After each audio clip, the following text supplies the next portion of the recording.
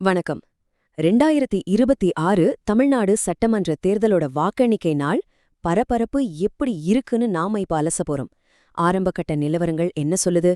முக்கியமா வாக்காளர்கள் மத்தியில என்ன மாதிரியான ஆச்சரியமான மாற்றங்கள் நடந்திருக்குன்னு இந்த அலசல்ல நாம முழுமையா பார்க்க போறோம். நேரடியா விஷயத்துக்குள்ள போயிடலாமா? வாக்கு எண்ணிக்கை மையங்கள்ல இப்போ உச்சக்கட்ட பரபரப்பு தொற்றுக்கிடுச்சு. ஏன்னா மின்னணு வாக்குப்பதிவு இயந்திரங்கள், அதாவது இவிஎம்கள் வச்சிருக்கிற ஸ்ட்ராங் ரூம் சீல்கள் இப்போ அதிகாரப்பூர்வமா உடைக்கப்பட்டு ரொம்ப முக்கியமான அந்த வாக்கு எண்ணும் பணி தொடங்கிடுச்சு. இதுதாங்க ஜனநாயகத்தோட உண்மையான துடிப்பு. இந்த ஒவ்வொரு மிஷினுக்குள்ளேயும் ஒட்டுமொத்த தமிழ்நாட்டோட எதிர்காலமே காத்துட்டு இருக்குன்னு சொல்லலாம். மிஷின்கள் முழுசா எண்ணப்படுறதுக்கு முன்னாடி இன்னிக்கான முதல் ட்ரெண்ட் என்னன்னு பாப்போம். அதுதான் ஆரம்பகட்ட தபால் வாக்கு நிலவரங்கள். இங்க ஒரு நிமிஷம் கவனிங்க. இது ரொம்பவே சுவாரஸ்யமான ஒரு விஷயம். வழக்கமா தமிழ்நாட்டுல ரெண்டு பெரிய திராவிட கட்சிகளுக்கு நடுவுல தானே கடும் போட்டி இருக்கும். ஆனா இப்ப பாத்தீங்கன்னா ஆளுங்கட்சியான திமுகவுக்கும் புதுசா களத்துல இறங்கி இருக்கிற தவேகாவுக்கும் இடையில தான் இந்த ஆரம்பகட்ட தபால் வாக்குகள் பெருமளவில பிரிஞ்சு கிடக்கு.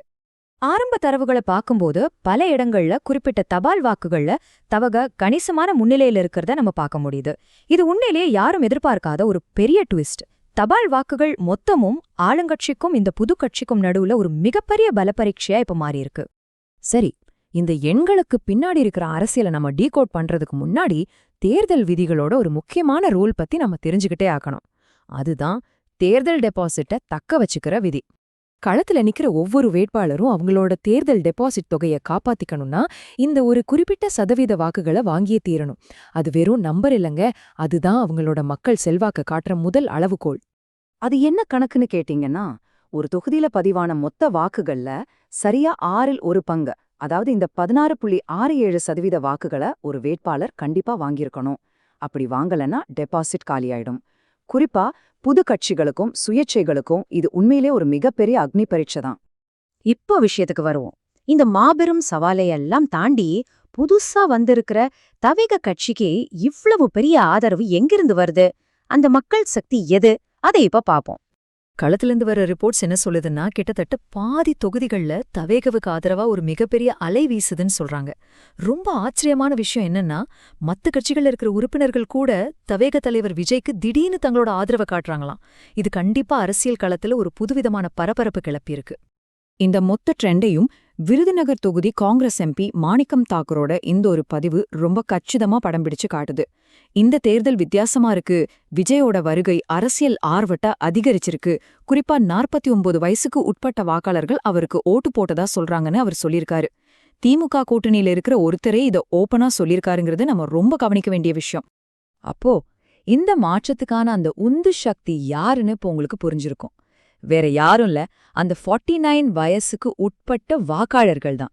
இந்த ஒரு குறிப்பிட்ட வயதினர் தான் இப்போ ஒட்டுமொத்த தமிழக அரசியல் விவாதத்தோட மையப்புள்ளியாவே மாறிட்டாங்க. மாணிக்கம் தாக்கூர் எம்பி சுட்டிக்காட்டின மாதிரி பொதுவாவே இளைஞர்களுக்கு அரசியல்ல பெருசா ஆர்வம் இருக்காதுன்னு ஒரு பிம்பம் நம்ம ஊர்ல உண்டு இல்லையா? ஆனா இந்த முறை அந்த நிலைமை அப்படியே தலைகீழா மாறியிருக்கு.